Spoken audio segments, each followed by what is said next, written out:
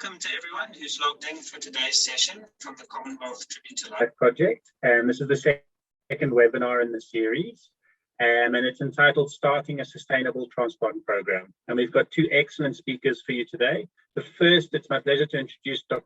Jenny Jewett-Harris, the founder and chief executive of Transplant Links.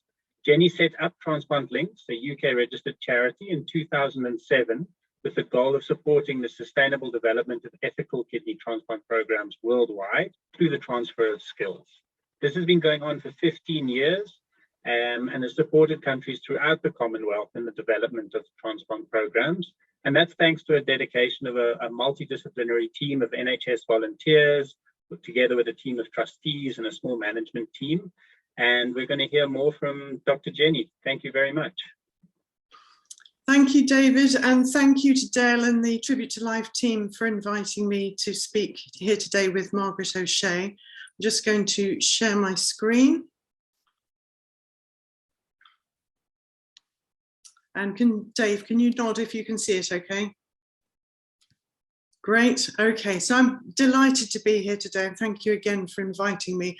I'm going to start by telling you all about the work of Transplant Links before handing to Margaret O'Shea, who is from the team in Barbados that we've been delighted to work with for the past few years. So for those of you who don't know about Transplant Links, who we are, we're a not-for-profit organisation or a UK registered charity, and we were started in 2007. And I was delighted to set Transplant Links up, particularly with the help of my colleagues, Andrew Reddy, who you can see there, and Joe Adu, who's now based in Ghana. And we've been working across the Commonwealth for 15 years now, supporting the development of kidney transplantation in a variety of centres, some of whom have needed a lot of assistance in getting started and others who've needed a little bit of help. So a wide range of support has been given. We have a multidisciplinary medical faculty of over 50 NHS surgeons, doctors, nurses, all the people who are involved in the multidisciplinary task of kidney transplantation. And it's a reminder really that there's a lot of perception that we just share skills in the surgery. It's not just about the surgery, as everyone involved in transplantation knows. It's a huge team effort to get a good sustainable kidney transplant program up and running and sustained. So we have volunteers from all areas of transplantation supporting partners in partner countries. We're run by a small management team. I'm just pointing there to Amy, who is the Chief Operating Officer of Transplant Links and does a lot of the operational work in the countries. And we're supported by a medical director, David Milford, and a clinical director, Nick Inston. And like all UK charities, we're overseen by a board of trustees who ensure our good work. So we provide training and mentoring and assistance to transplant centres across the Commonwealth and whatever they need really in order to develop the skills needed to establish an ethical and sustainable national renal transplant service. And the photographs here are from all over the world. For example, here was a team in Zambia. This is Ghana. Over here is Jamaica. Ooh, I can't tell one operating theatre from another, but you get the picture. We've moved around a lot. Okay, why won't my, sorry, there we go.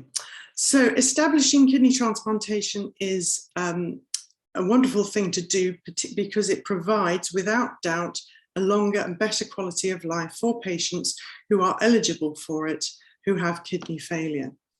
And the cost benefit compared to dialysis, which in some of the countries we work in is completely unavailable or certainly inaccessible due to cost. The cost benefit has definitely been proven time and time again. And that's a crucial point, particularly for the politicians involved in supporting the development of a new transplant programme. Generic medicines have made transplantation more accessible so that it's become possible for the funding of immunosuppression in particular. Many local teams that we work with are hugely technically capable, but just don't have the specific skills and experience in running a kidney transplant program. A lot of them have had some experience because patients within their countries have gone abroad for a transplant and come back again, but they haven't had the full breadth of experience of the whole transplant process. And hospitals, most hospitals we work with these days have the facilities, including the HDU and other facilities necessary, not just the operating theatres. But we recognise that incorporating a transplant programme can often put those facilities under stress. So that's something that needs to be carefully planned and thought out. The legal infrastructure in many countries is problematic. For living donation, it's actually often easier. It may be that there is a legal process in place whereby there is no law to not do it. So some programs have been able to start without a legal infrastructure, but obviously moving to deceased donation, the legal infrastructure becomes more crucial. We found that supporting centres to develop a transplant programme has started with living donation for many reasons. One is the legal infrastructure, but also, of course, a live donor transplant operation is plannable, and that means that our team from the UK can go over everything is planned out, and it's carried out in a more sort of planned way. And also we've found without fail, as everyone knows, that there are many family members willing to come forward and be donors. So that's been the process that we've taken. So the transfer of specialist skills is often needed with educational programs and ongoing support, and that's where Transplant Links comes in. And this is just one of the many graphs that we've found that shows the difference, huge difference in cost in dialysis and transplantation. So Jo Adu, who's, as I mentioned earlier, is a trustee of Transplant Links and works at the Korle-Bu Hospital in Ghana, who we've been working with for many years, has explained to us many times how in countries like Ghana, typically a patient comes into dialysis, their money runs out, they end up spending school kids' fees or whatever savings they have, sell their house, and then don't survive. And transplantation is the only way out of this. And Curtis Yates, who we work with in Jamaica, has already seen the benefits, and some of his patients speak very vocally now about how they feel better, will certainly live longer, and can make a contribution and go back to society. So we all know that this is a great area of medicine to be working in. So Transplant Links creates a tailored bespoke programme depending on what each centre needs. And this can include in situ teaching, where you can see in the picture here that Dr. Lindsay from the Royal London Hospital is working with the team in Ghana for one of their transplant live donor operations. So it can involve in situ teaching, which at the beginning is a full transplant team, including nurse, nephrologist, and whoever else is needed. And over time, that team gets smaller and smaller, as Margaret O'Shea will tell you later, and has happened in Barbados. So the team is available all year round. As we all know, it's not a process that just happens in one day in an operating theatre. There's a lot of workup issues that need addressing, and an enormous number of post-operative issues that also need discussion and assistance. So we assist in the preparing of patients for transplant, which may mean making a visit or doing case conferences online. And we provide a monthly online lecture series for all of our partner centres, which includes surgical workshops. So recently, Dr. Paquette from Barbados came over to the UK. So this demonstrates how a fellowship programme through TLC also supplements the on-site learning and development that we can give in the centres. So Dr. Paquette came over to the UK during the pandemic, actually, and managed to be involved in 80 transplants while she was here. And she's now returned to Barbados as the surgeon to work with Dr. O'Shea. So this is a very important part of what we do, is set up these kinds of fellowships or observerships, which are shorter term ones where people can come and observe for a couple of weeks how things are done. And the learning opportunity there is enormous, and we very much welcome visitors for those. So it can be done. And through these very exciting projects, we've been delighted to be involved in the first ever transplant in Ghana, the first paediatric transplant in Jamaica and in Trinidad. And most importantly, in Trinidad now, where we've been working for the longest, the program is sustainable, and they've done 200 transplants independently and have progressed to a deceased donor program, which just goes to show that starting from nothing and moving to a sustainable program is very achievable. And we always have a big audience for all of these exciting events. This was Ghana's first ever transplant back in 2008, and we're delighted to still be working with the team there. Although here you can see our surgeons taking the lead, now they're just standing in the background watching the other guys and offering support where needed. So that's the goal, is to move our guys away from the operating table and into a supportive and advisory space. In Trinidad, where we first provided mentoring since 2008, one of the key issues there, which I mentioned earlier, was having a fellowship of Dr. Samuel coming to the UK. He came for 18 months to really develop his transplant skills, and then was able to return and work with the team in Trinidad to develop this exciting, sustainable program. The majority of their transplants now are done with no external support from TLC at all, but we do still provide support for complicated and paediatric cases. And in fact, our team was there just 2 weeks ago, helping with a very complicated paediatric case and difficult donor. We work in many countries across the Commonwealth. Some are more active, some are more advisory, and we move in and out according to what centres need. I think this map is a little bit out of date. There's a couple of pins missing, so I apologise to those countries who I haven't pinned on there, but it's wonderful and exciting. And it also means, for example, that people within the network, like Dr. Samuel, who came to Trinidad, can become part of the TLC team. And he, for example, has travelled with us to a couple of countries to also advise on how to develop a programme and the kind of challenges that they faced.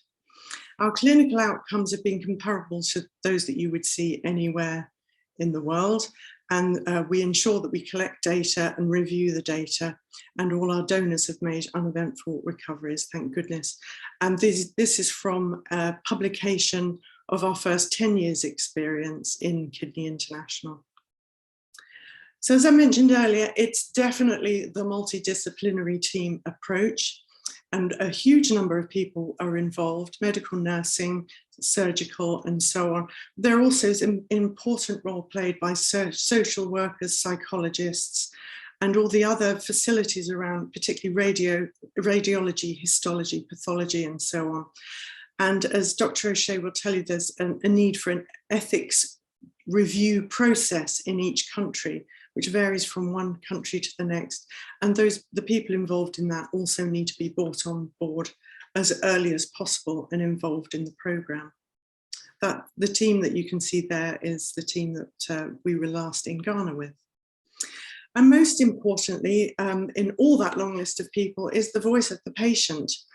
This delightful young man, Mikel, when he was a child, as you can see on the left, had a transplant in Trinidad, supported by Transplant Links. And that's him now on the right, studying for a degree in health science. And he's also a volunteer for the Kidney Recipient Support Group in Trinidad and Tobago. And recently he spoke and said he's so grateful to his mum for his kidney.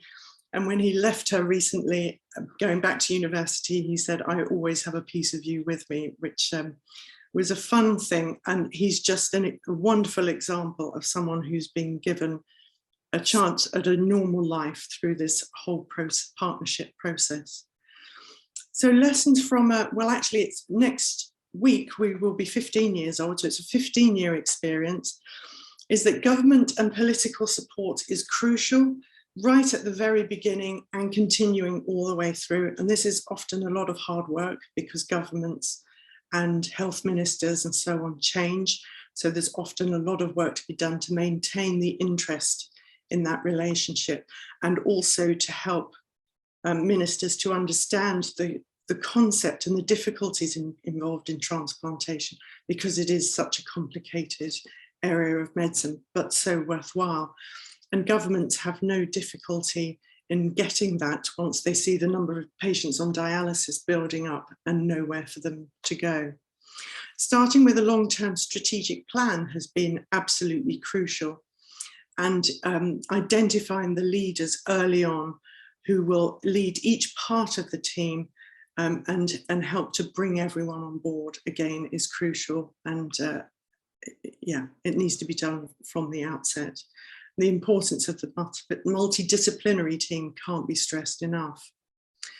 So the challenges are many. Educational ones, Margaret O'Shea and I were talking recently about how such a big educational challenge transplantation is.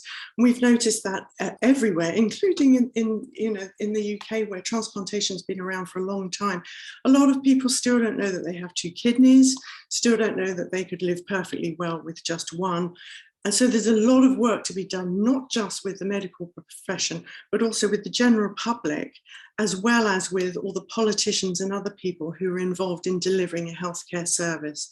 That it's a significant thing to think about, and it's really important for getting the early messages across. There are some cultural challenges from one country to another, and of course financial for both the hospital and the patient, and the healthcare infrastructure, and of course for TLC.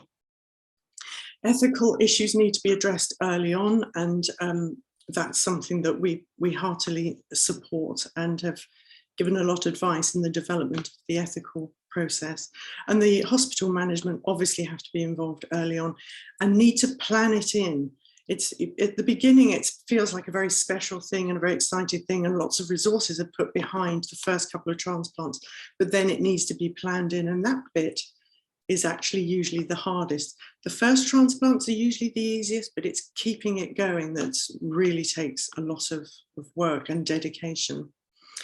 And with the communications, the importance of the patient's voice can't be underestimated.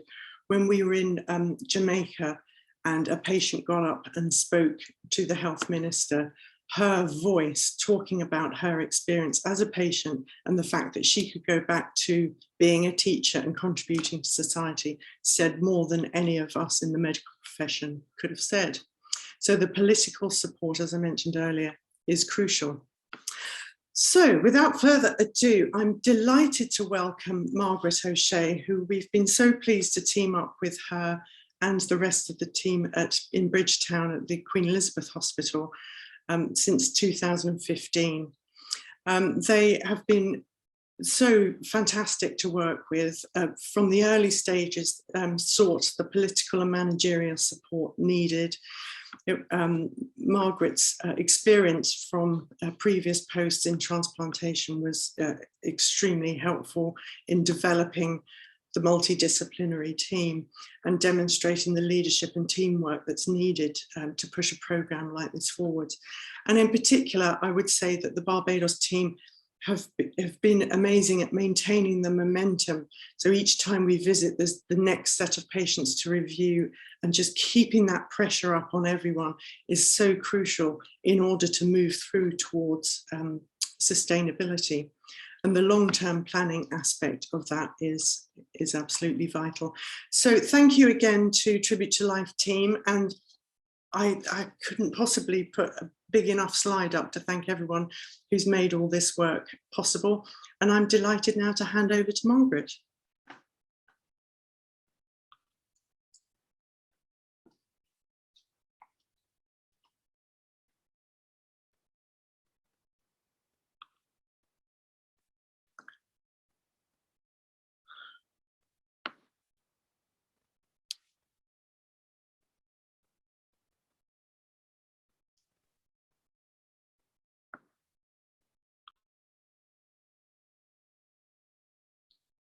Good morning, everyone. Thank you for that, Jenny. Can you see my slides? Yes, I can. Okay, Just great. need to push start, Margaret. Right. Let me go back. Sorry. For some reason, it's this one I want to start with. Okay, good. Slideshow. Good morning, everyone. And like Jenny, I want to say thank you for the Trip to Life team for inviting me to present this topic, and especially a joint presentation with TLC and Jenny, who have been so instrumental in our program, developing our sustainable program. So just by way of background, okay. In Barbados, we have a population of about 290,000 people. This varies depending on whether we have, during the tourist season, it may go up by about 30,000. And then we have cricket, when the Barmy Army invade, we may have another 10,000. As it is, our GDP per capita is about 15,000 US, compare that to that of the UK. So even though WHO has us, or the UN has us listed as a high income country, we certainly fall below what would be in the first world. So that's just by way of background in terms of the challenges of developing a program such as transplantation. We have an average life expectancy about 79 years, and we are a developing country. So this is to all those countries who are like us, resource poor, but still I want to say a program is achievable. We are fortunate to have a national health service paid for by the government, which really means the taxpayers. But Barbadians can expect healthcare free at point of service at the one major hospital or at the polyclinic system that we have set up around the island. We do also have a private hospital, and there are also 4 ambulatory surgical centers. In terms of our kidney disease population, we service about 1,000 patients in the clinic. We don't really have a formal database, but that has a close estimation. And there are at least 55 to 65 patients seen in the clinics weekly, and our average about 6 to 8 patients at the point of end-stage renal disease are referred to our nephrologists. And few patients are discharged. Eventually, patients transition to dialysis. Some patients, not all, but we do have about 300 on average patients on hemodialysis and 100 on peritoneal dialysis. This continuing rise in renal disease is due to the background of a high adult population of diabetes, which is about 20%. And a high adult population of hypertension. And actually, when you get to the over 60s, the percentage of patients with diabetes rises to about 40%. So you can see where we are getting our increasing numbers of renal failure patients. There's also the increasing development of an obese, overweight population. This is not unique to Barbados. I think this is an international issue. And you can see here with this graph I've shown at the last presentation of the peritoneal dialysis patients, how this number is increasing yearly. The cost is astronomical to the government and to the QEH budget. So this was presented in 2018, and this projection has been realized in 2022, where we are spending about $22 million a year in dialysis, and this is on the government purse between hemo and peritoneal dialysis. We all know in this body that transplantation is the best mode of renal replacement therapy. It gives the patient a better survival when compared to dialysis, and certainly we do know it is less expensive in the long run. So we have done our numbers and estimate we can save for each patient at least $25,000 after the year 2 of transplantation, when the patient is just on medications alone. This can be put into much better things for our hospital, maybe a gym or a daycare center. So There is cost benefit definitely for renal transplantation, and we have presented this to our administration and our ministry. What is our history of transplant? So honoring those who went before, Professor Walren did the first transplant in 1987. This was followed by, I would say, maybe a yearly transplant.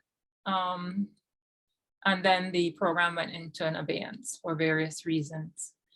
I, as was alluded to, went to do fellowship training in Australia in renal transplantation, a wonderful experience.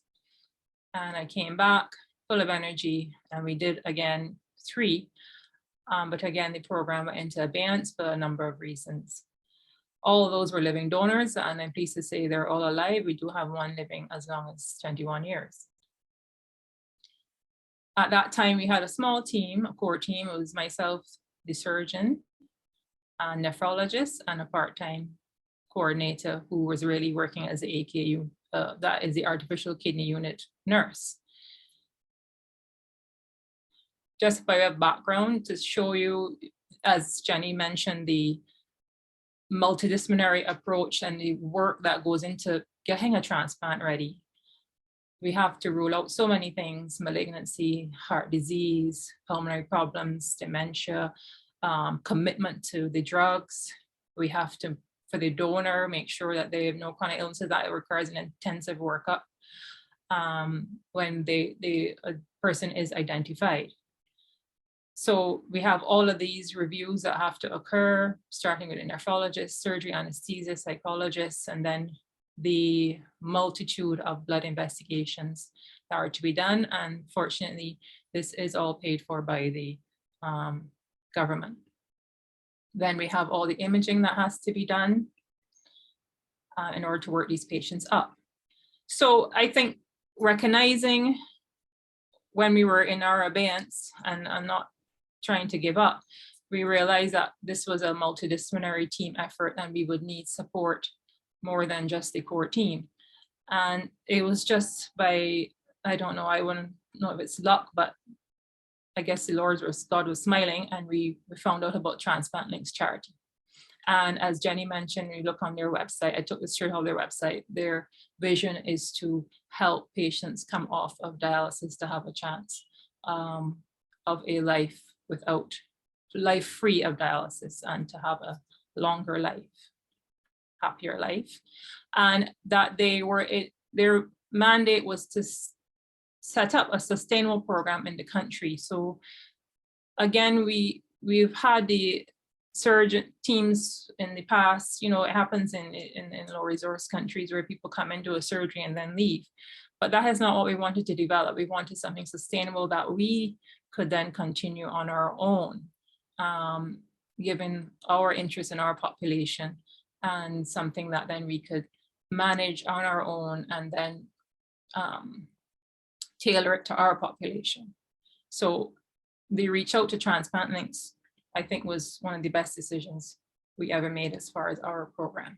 So how did we start? I submitted a summary to Jenny via an email. That was in May 2015, a detailed summary of our situation and what our needs were. And that led to a Skype meeting, as she said, with the clinical lead at the time, Professor Reddy. And this was Skype before we had Zoom, so it was before COVID. We had an intense discussion, and he felt that we had the tools needed to start a program. Of course, as she mentioned, part of their decision to partner with a hospital is to do a site visit, and that we secured sponsorship for that, and they came over in November 2015.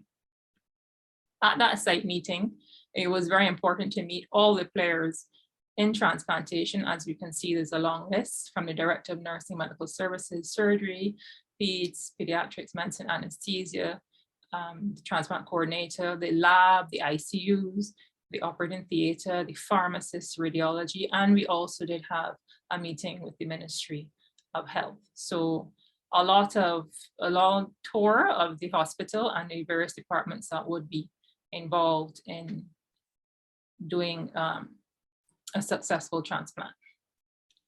And getting buy-in. I think that helped with getting buy-in, where you see where they can see that we are trying to incorporate everyone that is involved.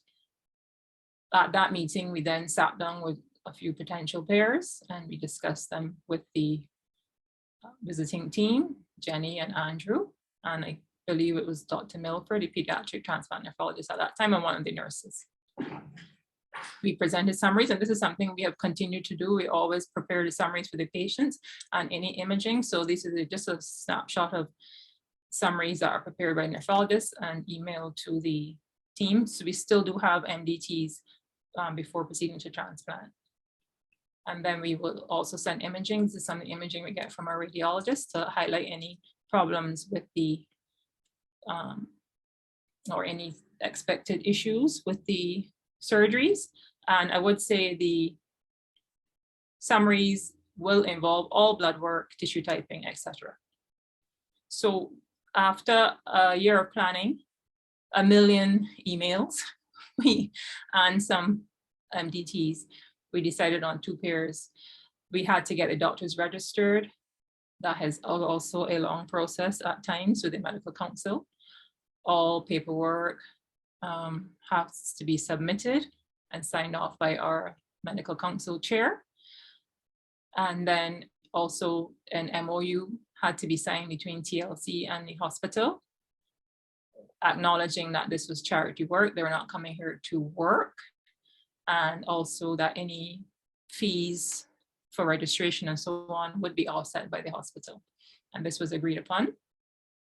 And then in the absence of legislation, we did get written permission from the Ministry of Health to say that even though we had transplantation before, but bringing now the TLC team, as she mentioned, there's no legislation, but we wanted to make sure everything was above board. We do have a very robust consent policy for our patients. We did get that written permission from the permanent secretary. Since then, however, we have set up an ethics committee where the pairs present themselves to make sure there is no coercion, financial compensation, and so on. And this is in the absence of legislation. I'll speak with legislation a bit later. So then we had the first surgery, November 2016. That was after a year after the site visit. And Professor Reddy came and we did a case together, which went quite well. And we did actually 2 surgeries that visit. And you can see Gordon here, he would have been the OT person. This is all part of the skill transfer, developing the nurses in the procedure, our nurses in the OT. And then also Paulette would have come to help our nurses in the post-op period, give that training. In the middle there is Narissa Jarawan, who eventually migrated to Barbados and stayed with us. She was initially part of the TLC team training in Birmingham. And there's Malcolm, who's part of TLC, but he's based in Trinidad. So the team was, and Isabel was the OT nurse. So the team was quite large at first. But as Jenny said, eventually the team gets smaller. We did a public press conference at the time. So this is to build awareness and of course thank our sponsors, for which none of this would happen, particularly Republic Bank. I'll mention further sponsors in a minute. But this again shows you the size of the team. And in the middle there is our nephrologist, Dr. Bell, and our transplant coordinator, who was initially our AQ nurse. She's now the coordinator. This is thanks to, again, the development of the sustainable program. But part of the benefit of TLC, which something I think is very important, is to build that awareness, do those conferences, let the public know what you're doing, which is something we as the doctors, we just get on with it in the hospital. But an important part of transplant to encourage donation is to do that advertising, as you would say. And I know there are places where the marketing aspect of transplantation is like a whole department, and they continue to drive the PR for transplant. And this is something I think we were lacking. We just didn't have the time, but it has been very important to build the momentum and the continuing sponsorship. Now we have all the sponsors involved, and this was our CEO at the time. They were all on board. This was our CMO, Chief Medical Officer, and the CEO of the hospital, who were at that conference, and then one of the major sponsors, Republic Bank. They love to market it as well. The charities, because it's obviously something they want to show to their clients that they're doing good work within the community. So that helps as well. And here we have one of our first pairs doing, and they're currently doing both well. So since we partnered with Transplant Links, we did 10 successful surgeries up until 2020, but then with COVID, we had a hiatus for 2 years. Everybody was focused on COVID, our hospital staff, everything pulled in all directions for isolation units. So in 2022, we were able to restart after having to make sure we had a clear COVID pathway, and really a lot of work went into restarting because so much resources have been put into COVID, and the distraction, of course, was away from transplant. So I'm happy to say we did have a successful transplant last month after 2 years in advance. In terms of outcomes, we did lose one patient to lymphoma a year after transplant. The kidney was working, but he developed a lymphoma, unfortunately. And then recently, one of our patients with the diabetes and the diabetic foot problems that we face, he also passed away recently. Again, his transplant was still working. Unfortunately, he succumbed to some of the other sequelae of diabetes. This is our results for our whole history in 2020. Majority of our patients are alive and well. And then our results are specifically with Transplant Links. Majority of patients alive and well. Who comes forward to donate? We have all types. We do husband and wife, we do father to son, we've done mother to daughter and brother to sister, and then we also had a cousin as well, and a half brother. This is our visiting team now, just Nick. Well, we've also now recruited another surgeon who comes to help. But as far as the anesthesia support, we've good anesthesists. We never needed that aspect, but we definitely needed the skill transfer as far as learning the procedure and the nursing staff, and certainly the post-op care. And so because we do the hand-assisted donor-nephrectomy, which I'll show in a moment, we still have that skill fine-tuning. And so Nick comes, or James, one of the other transplant surgeons, just to make, we're doing the operation, but they're just giving us some troubleshooting until we're fully developed on our own. This is Ruth now. She's a full-time transplant coordinator, signed off. Again, she did her training through TLC in Birmingham. And again, this is Natasha, as Jenny just mentioned, doing the hand-assisted laparoscopic donor nephrectomy, which the patients like because they end up with a very small scar. And we're grateful for this skill transfer to have occurred. And then this is Natasha recently back. And this is our transplant in March 22. And this is what we all have to see, a nice pink kidney, and that patient is doing well, should be discharged quite soon. The donor went home after 2 days. So our resources have increased. We have now 2 surgeons. We have another nephrologist that was trained, and we have a coordinator. We do, thanks to one of the visits with TLC and Baroness Benjamin, we have the opening of an office dedicated to transplant and a consultation room where our patients can be seen on their own as opposed to with the renal failure clinic. And this year, the hospital has assigned us a project manager in order then to secure further funding for the program. What is the future? We do need the legal framework, not only for brain death legislation and transplantation, but for living wills, so patients can decide, or where other countries have things on their driver's license and so on, they can determine what they want to happen to their bodies after. We need a budget to carry out transplants separate for us, and then we still outsource tissue typing, because we do have a long-term goal of a cadaveric program, because there are many patients who need transplant but have no donors. So we are really hoping at some point to build a cadaveric program. We also have to continue to build awareness and encourage donation. This is the legislation is close, it's actually finished. The government has the buy-in to draft it, to pass it. So we've finished the legislation finally, but it now has to go to be passed into law.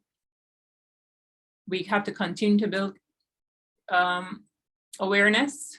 This was a study I had done with the renal failure patients, and most of them knew about living donation, but many did not know about cadaveric donation. But we do know we have a population that would be willing to study by Dean Adams from our university that would be willing to donate after death. So I think once we get legislation going, we will find that we can secure deceased donation. And building awareness, I can't say enough. Keeping out there, letting the public know, as Jenny said, as many presentations we will do, you will still find people say, you could get a kidney transplant in Barbados, what's renal disease? So it's hard, but keep presenting. Every opportunity I get, I do it. And certainly all of my team within their different churches, what have you, we keep the information out there that transplantation is good, it's important, and it's available. This was Baroness Benjamin. She is the patron of Transplant Links Charity. She graced us with a visit, met some patients. She did a lot of PR, TV, newspaper interviews, and she's here with one of our peers that are also doing quite well. We keep the awareness. Rotary had an awareness drive, and when they asked us to come, we go. And I want to just put in a plug for Professor Velma Scantlebury. She was the first Black female transplant surgeon in the USA. She is from Barbados, and she also gives us support during Zoom conferences. And we have to maintain the donations. The government cannot do it alone. Everybody is pulling at the government first. So we're so grateful for Public Bank, Elegant Hotels, the Sir Peter Morris Trust, the John Thompson Memorial Trust, and the Barbados Community Foundation. John Thompson was a patient who was declared brain dead in Barbados and would have loved to donate his organs, but we did not have the legislation at the time. So his family generously created a fund to refurbish our ICU, and we do have a plaque there in his honor, and certainly it has helped us where we recover our patients post-transplantation. But we continue to try and raise funds, and we're looking for even more sponsorship to help build the program. And then, of course, partnering now with Tribute to Life. This has been fantastic, motivating us to become closer as a region. We do have input from PAHO and help from PAHO, and we want to get legislation for ethical transplantation within the entire region and build awareness within the entire region. I spoke recently at the Tribute to Life, and we have most of our countries on board. Even if they can't have transplant in their hospital, they can certainly, we want to get ahead that maybe they could come to a unit that does, or even if we could develop something small there where we can go and visit. So we do have plans. We have support from the Caribbean College of Surgeons, and through them we have formed a chapter with the surgeons, and this has brought more unity to the Caribbean as far as transplantation goes. And eventually we may get the Caribbean Donation Society involving all the partners in transplantation. So thank you to TLC, and our relationship will continue lifelong. As Jenny said, you know, even if when we get to a sustainable program with the straightforward cases, we will still require some help with more technical cases. Some of the pediatric ones are very challenging, and I know they'll always be there to assist us. I thank you. Oh, cool. Thank you very much, Margaret and Jenny. Those are very inspiring talks. Myself, I'm a transplant surgeon and an intensivist in Cape Town, and Dr. Rashid Nashidengo is a general surgeon in Windhoek in Namibia. And we're going to facilitate some of the questions just to get a discussion going. If anyone in the audience wants to post any questions in the Q&A in the chat, please do so, and we'll work our way through that. I think the first question comes up for Jenny. Have you faced any resistance from politicians or legal systems when establishing a program? And if so, what's your approach to handling that? Certainly no resistance from any legal systems at all. Everyone's willing to help. With politicians, the concern is always the budget. For politicians whose governments already fund dialysis, they're very happy to engage and start a kidney transplant program as they can see the value of that. It is harder in countries where the patients pay for their dialysis, but the engagement is there because the need is so huge. A lot of these countries now are waking up to the enormous problem and burden of renal failure. But it is difficult for these resource poor countries to budget for any aspect of renal failure. So it's hard work, but it's always achievable. We get there in the end. Yeah, and then I think one of the other questions that comes up in quite a few times, how do you actually apply and get involved? And what does a center need to come to the table with? Just desire and an MDT people power, or is there a matching financial component? How do you go about assessing someone who comes to you? So I would welcome an approach from anyone who even is an individual clinician or whatever, who just wants to get started. I would say start talking. It's really helpful to talk to us, to talk to people like Margaret and so on, who've been through the process, and we can help put together a plan that then starts to bring in the multidisciplinary team and so on. And we work out, like we did with Margaret and Co in Barbados, we work out how we're all going to fund it together. So, Margaret and I made some joint approaches to some of the organisations that she mentioned to help with funding. In some countries, we've had funding directly from their governments. But I would just say start the conversation, and that's how it normally begins. Someone hears about TLC, like Margaret did, sends an email or picks up the phone and just says, where do we start? And that's the place to start, usually these days with a Zoom chat of some description. Okay. Yeah. Rashid, do you want to ask any questions? Oh, I think you're still on mute, Rashid. Thank you, Dave. Yeah, so the next question comes from Dr. Gardiner. The question is, which do you think works the best? Getting somebody to start up a transplant program, do they come to TLC, or TLC goes to the country to help start up a program? Which one do you think is the best, Jenny? I think the best is where we can manage it both. So most commonly, we would go to the country first, and after we've had some Zoom chats or whatever, to get the ball rolling, and then identify, like we've done with Barbados, the people who would benefit from coming to the UK. So for Barbados, it was Dr. Paquette who came, did the surgical fellowship, and also the nurse there, Ruth Shorey, who became the transplant coordinator, came to the UK for a 3-week observership to spend time just getting to understand the patients, what the process is that they go through, what the challenges are, and that kind of thing. So we went through a very careful program with her. So at the beginning, I would say that we plan for both, but that's where the bespoke bit comes in, that each country's needs are very different, and in some cases an observership has been essential, and in others it less likely hasn't. But it's both, and the value of having someone come to the UK and spend some time and totally immerse themselves in transplantation for a few weeks is really fantastic. Most of the time they come over and go to Birmingham, and sometimes to Glasgow or Royal London. Thank you so much for that. And maybe just because it probably fits in the situation in Namibia at the moment, we do not really have a public transplantation program going on. And I think it would be very nice for TLC to help us in probably starting one in the future. I just wanted to ask, before I hand over to Dave again, that these transplant fellowship programs, how long are they, and is there any possibility of funding for the fellows to spend time in the units that do transplantation?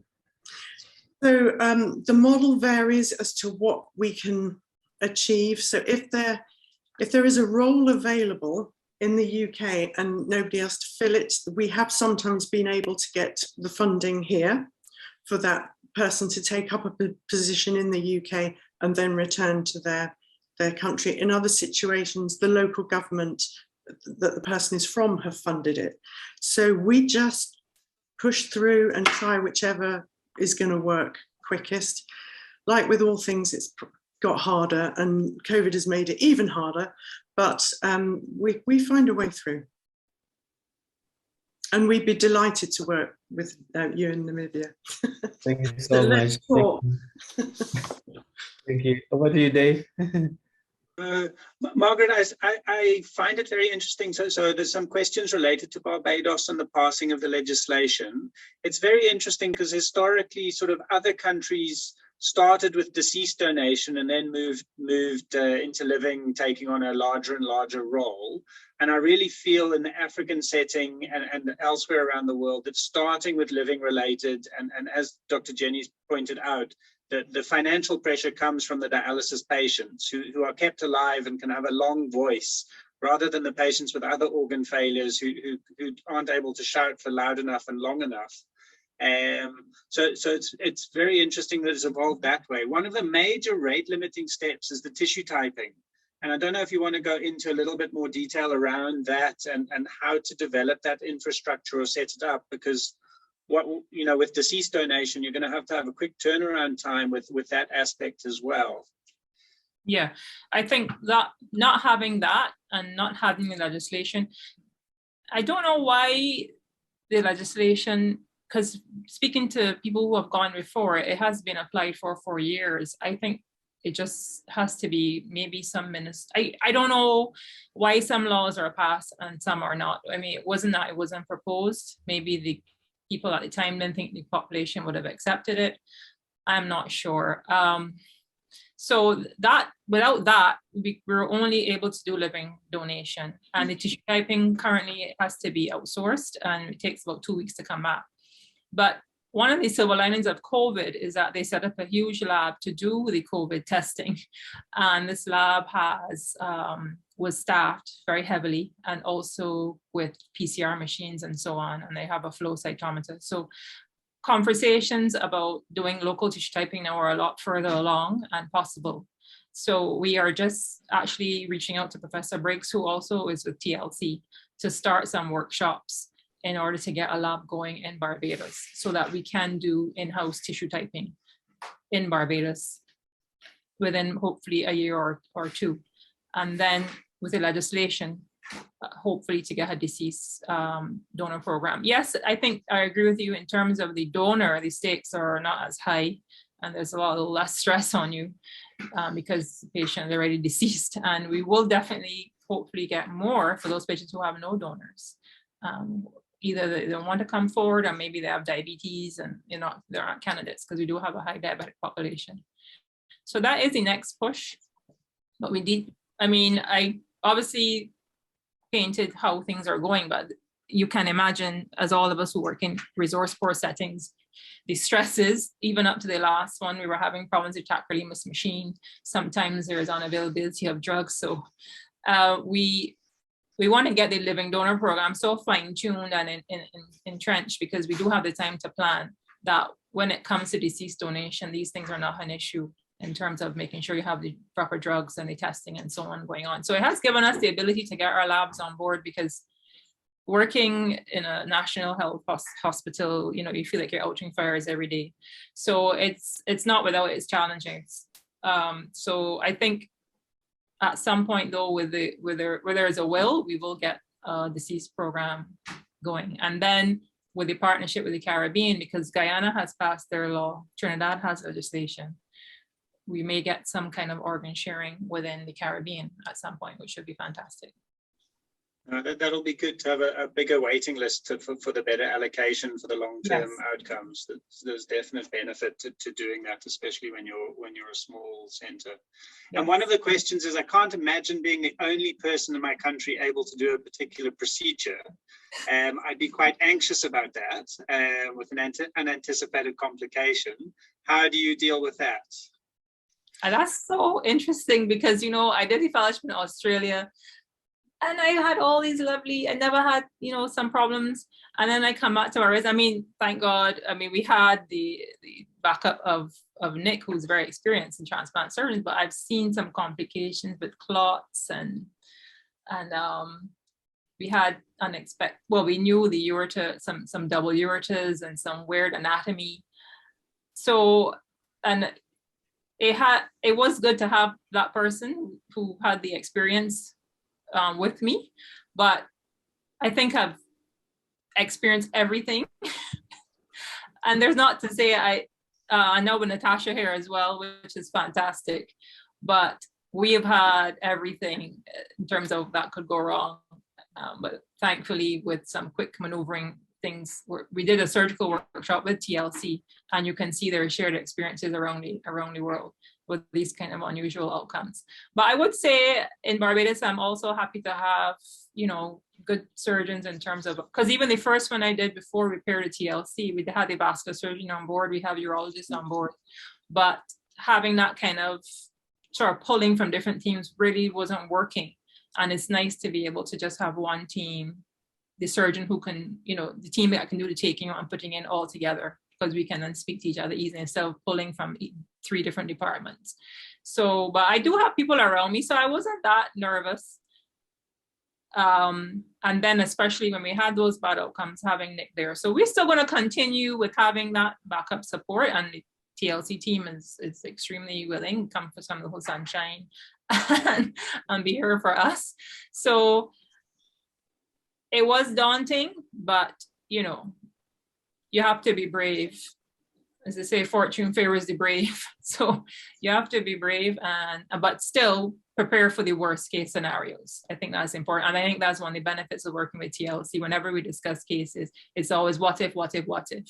And if what if can't be fixed, then it probably doesn't make sense, especially when you have a small program, you know, and a bad outcome can end it. So we really make sure that everything is straightforward, and the likelihood of something going wrong is extremely low, but of course you can't predict everything.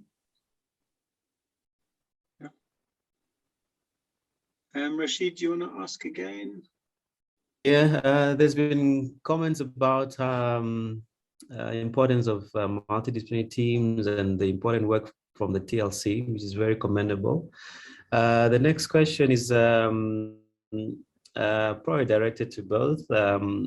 Maybe Dr. O'Shea more specifically.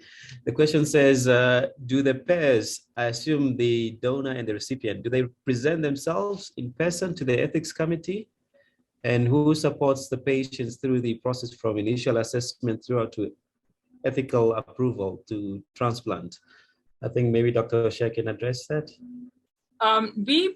We prepare, once a pair has been fully vetted in terms of all their reviews and workup, we present them to the ethics committee with all the information that they need. But I would say the transplant coordinator gives the information, but it's completely separate to us. And they report them to the CEO so that there's no coercion on our part.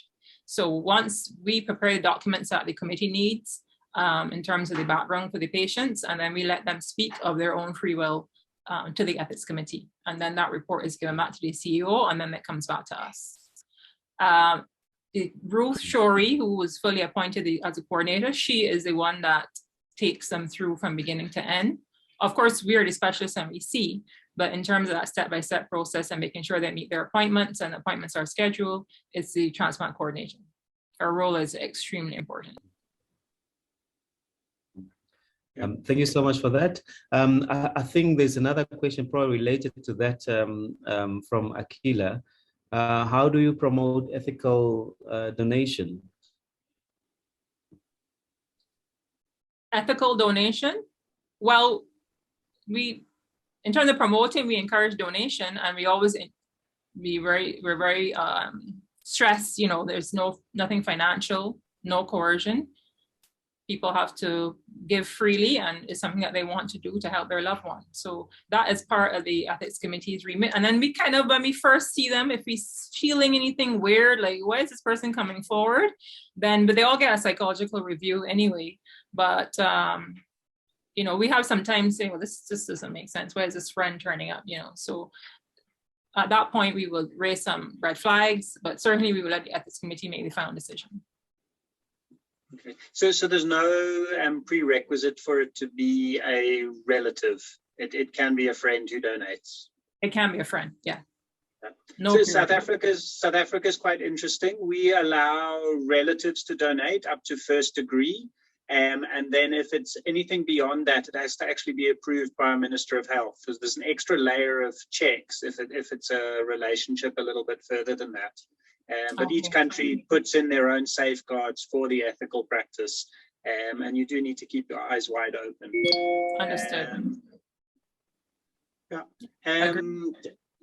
Dale's got a question, which I think goes out to both people. For Margaret, where next for Barbados?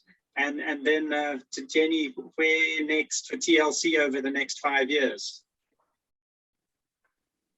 More transplants. We are nowhere near where we want to be. We would love to be able to even just to start maybe one a month. So where next is more transplants, to get the tissue typing lab going, to get a full budget, to have our own unit. We have a lot of wants. So we have a project manager now. We want legislation to get passed. We want a national transplantation council that we can report to and to give oversight to what we're doing, and then have a deceased donor program at some point. So everything geared to more patients off dialysis. Same for me, really, but in a different way. Where to next? Well, we've got a couple of centres who we've been working with during the pandemic, so that they've got as many things lined up as possible so that we can get started. One in Papua New Guinea and one in the Caribbean. So we'll be working flat out on those now that we can resume things, and who knows, maybe Namibia as well before too long. And there's a centre in Zimbabwe that wants to get going. My point is there's still a huge need for the transferring, the sharing of skills in transplantation across the Commonwealth. So your question said in the next 5 years. I think we'll be hopefully going for longer than that, because I think we'll be needed for longer than that. The dream one day would be that there's no longer a need for transplant links, but I think that might be a little way off just yet. Cool. Yeah, Dr. Rashid's had to go do an emergency ERCP. So yeah, as with all surgeons in small centres, you multitask across multiple fields. There's another, maybe we just end off with the last two questions. There's one question on the starting a kidney sharing scheme. It's quite interesting. I think you have to keep it as close as you can in small centres, and to share between centres is a very big logistical hurdle if you wanted to do paired kidney donation. And it is dependent on surgical capacity as well. I don't know, Margaret, do you want to comment on that? You know, could you, if you had a donor who got fully worked up, it wasn't a match, would you keep them on the books to do a paired exchange, or how far away are you from the capacity to be able to do that? We're still far from that. Right now, we don't really have an established waiting list. So it really, all for us is if we have, you know, you mentioned transplant when somebody goes on to dialysis, or do you think they're coming to dialysis and we ask them if they have a donor.